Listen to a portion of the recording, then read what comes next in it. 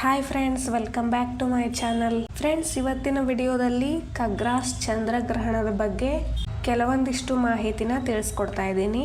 7/9/2025 ಅಂದ್ರೆ ನಾಳೆ ಭಾನುವಾರ ರಾತ್ರಿ ಚಂದ್ರನಿಗೆ ಪೂರ್ವಭಾದ್ರ ನಕ್ಷತ್ರ ಕುಂಭ ರಾಶಿಯಲ್ಲಿ ಖಗ್ರಾಸ್ ರಾಹು ಗ್ರಹಣವು ಸಂಭವಿಸ್ತಾ ಇದೆ.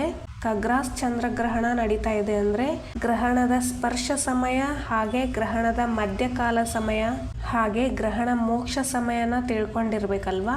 ಈ ವಿಡಿಯೋದಲ್ಲಿ ಖಗ್ರಾಸ್ ಚಂದ್ರಗ್ರಹಣ ಸಮಯ, ಹಾಗೆ ದೋಷವಿರುವ ರಾಶಿಗಳು, ಹಾಗೆ ಗ್ರಹಣ ಮೋಕ್ಷದ ನಂತರ ಏನ್ ಮಾಡಬೇಕು, ಗ್ರಹಣ ಸ್ಪರ್ಶ ಕಾಲದಲ್ಲಿ ಏನ್ ಮಾಡಬೇಕು ಅನ್ನೋದನ್ನ ಈ ವಿಡಿಯೋದಲ್ಲಿ ಸಂಪೂರ್ಣವಾಗಿ ತಿಳಿಸ್ಕೊಡ್ತಾ ಇದ್ದೀನಿ. 7/9/2025 ಭಾನುವಾರ ರಾತ್ರಿ ಚಂದ್ರನಿಗೆ ಪೂರ್ವಭಾದ್ರ ನಕ್ಷತ್ರ ಕುಂಭ ರಾಶಿಯಲ್ಲಿ ಖಗ್ರಾಸ್ ರಾಹು ಗ್ರಹಣವು ಸಂಭವಿಸ್ತಾ ಇದೆ. ಈಗ ಖಗ್ರಾಸ್ ಚಂದ್ರಗ್ರಹಣದ ಸಮಯ ನೋಡೋಣ. ನಾಳೆ ಅಂದ್ರೆ ಭಾನುವಾರದಂದು ಚಂದ್ರಗ್ರಹಣ ಸ್ಪರ್ಶ ರಾತ್ರಿ 9:56 ಪ್ರಾರಂಭವಾಗುತ್ತೆ. ಹಾಗೆ ಗ್ರಹಣ ಮಧ್ಯಕಾಲದ ಸಮಯ 11:42 ಇರುತ್ತೆ. ಗ್ರಹಣ ಮೋಕ್ಷದ ಸಮಯ ಮಧ್ಯರಾತ್ರಿ ಕಳೆದು 1:26 ಇರುತ್ತೆ.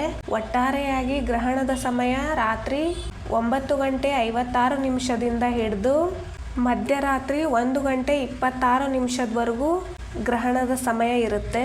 ಈ ಗ್ರಹಣದ ಸಮಯದಲ್ಲಿ ಗ್ರಹಣ ಆಚರಣೆ ಯಾವ ಥರ ಮಾಡೋದು ತಿಳಿಸ್ಕೊಡ್ತಾ ಇದ್ದೀನಿ. ಗ್ರಹಣ ಸ್ಪರ್ಶ ಕಾಲ ಅಂದರೆ 9:56 ರಾತ್ರಿ. ಗ್ರಹಣ ಸ್ಪರ್ಶ ಕಾಲ ಸ್ನಾನ ಮಾಡಬೇಕು, ದೇವರ ಸ್ತೋತ್ರಗಳನ್ನು ಓದಬೇಕು, ಮನೆಯಲ್ಲಿ ದೇವರಿಗೆ ದೀಪ ಹಚ್ಚಿ ನಮಸ್ಕಾರ ಮಾಡಬೇಕು. ಹಾಗೆ ಗ್ರಹಣ ಮೋಕ್ಷದ ಕಾಲದ ನಂತರ ಪುನಃ ಸ್ನಾನ ಮಾಡಬೇಕು. ಗ್ರಹಣ ಮೋಕ್ಷದ ನಂತರವೇ ಸ್ನಾನ ಮಾಡಿ ಊಟ ಉಪಹಾರ ಸೇವಿಸಬೇಕು. ಹಾಗೆ ಗ್ರಹಣ ದೋಷವಿರುವ ರಾಶಿಗಳಂದ್ರೆ ಕುಂಭ, ಕರ್ಕಾಟಕ, ಕನ್ಯಾ ಮತ್ತು ಮೀನ, ಈ 4 ರಾಶಿಗಳಿಗೆ ದೋಷವಿರುತ್ತೆ. ಗ್ರಹಣ ಮೋಕ್ಷದ ನಂತರ ದೇವಸ್ಥಾನಗಳಿಗೆ ಭೇಟಿ ಕೊಡೋದು ಒಳ್ಳೆಯದು. ನೋಡಿದ್ರಲ್ಲ ಖಗ್ರಾಸ್ ಚಂದ್ರಗ್ರಹಣದ ಸಮಯವನ್ನ.